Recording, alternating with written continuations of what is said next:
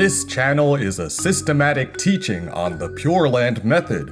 The core of Shakyamuni Buddha's 49 years teaching enables you to put an end to suffering and reincarnation. To obtain a better understanding, it is best to start from the beginning. Please find the playlist of this series in the description. Mahayana Pure Land welcomes you. Subscribe now to receive the newest release. To Enlightenment 52, Amitabha's 48 Great Vows. The Fundamental Wisdom and the Post-Enlightenment Wisdom. Learning Buddhism is to reveal our wisdom to help all beings to the path of liberation. But what is the sign that our wisdom has been revealed? It is that when reading a sutra that we have never learned before, we can understand its meaning and even comprehend it very thoroughly. When sharing with others, we can make them feel that it is very beneficial. We know what the audience needs to hear. What we say complies with their spiritual capacity, and they can implement it after hearing. This wisdom is intrinsically within our self-nature, and it can be revealed gradually when we settle our mind down and purify our heart to eradicate our defilements. But it is important to know that the Four Universal Vows have their order. We must follow their sequence when practicing. Only by having our wisdom revealed can we then learn Dharma methods. In other words, we can only learn Dharma methods after completing the second vow of eradicating our defilements. If we learn Dharma methods without eradicating defilements, the more we learn, the more chaotic and the less pure our mind will be. If we aggressively study a lot of Dharma methods in the beginning, we will not be able to eradicate our defilements in the end. What is the purpose of learning Dharma methods? Not for ourselves, but for guiding all beings to the path of liberation. The spiritual capacity of all beings are varied. We cannot use a single method to help them all. So we must learn many different methods to help sentient beings of different spiritual capacity. There is a rule in Buddhist circles. When will a teacher allow his disciple to learn different methods and visit spiritual guides? It must be when his fundamental wisdom has been revealed. In other words, he has seen self-nature and attained Buddhahood. Buddhahood here refers to the attainment of eradicating one level of avidya and above. In the Avatamsaka perfect teachings, it refers to the Bodhisattvas who have reached the first abode and above. As it is stated in the end of the Avatamsaka Sutra, the 53 visits of Sudhanakumâra, that Sudhanakumâra, under the guidance of his teacher Manjushri Bodhisattva, had eradicated all his defilements, had seen self-nature with a purified heart, and had revealed the fundamental wisdom. His teacher then let him visit spiritual guides and learn different Dharma methods. What does it mean to learn Dharma methods? It means to broadly make contact with society, dealing with all good people, good things, and bad things. During contact, he no longer gives rise to the defilements of greed, resentment, ignorance, and arrogance, nor will he have discrimination and attachment. He forges himself through dealing with all different people and matters to nurture his pure, impartial, enlightened, and compassionate heart. During this process, he continuously develops his own post-enlightenment wisdom. Post-enlightenment wisdom must be based on the foundation of fundamental wisdom. He accomplishes wisdom and the skillful expediency of liberating all beings through learning Dharma methods. If he does not make contact with society, does not get in touch with all kinds of people, he will not have the skillful expediency of liberating all beings. This is very important. The method of world ease. Why must Bodhisattvas not limit themselves to only practicing Hinayana?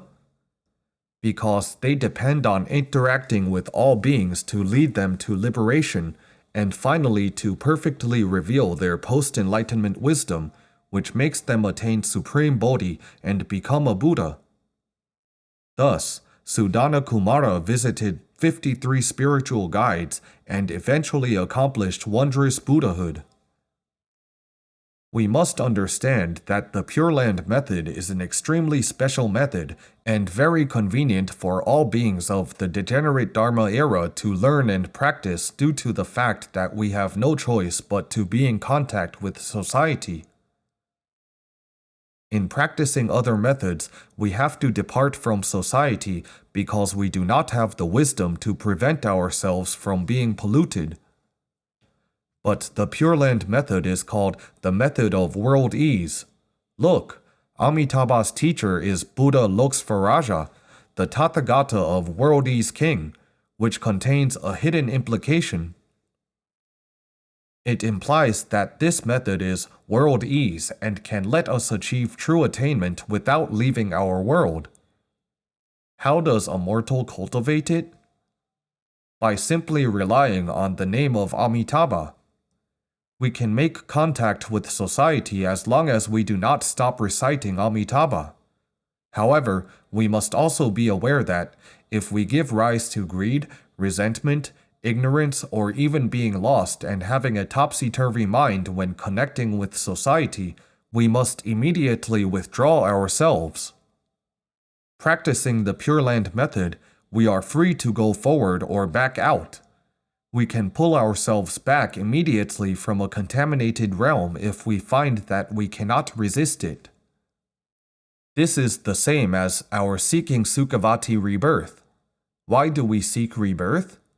This world is contaminated. We thus seek Sukhavati rebirth. We will come back after being reborn into Sukhavati, where we accomplished our pure, impartial enlightenment. Understanding this truth, we must work hard with this attitude at all times.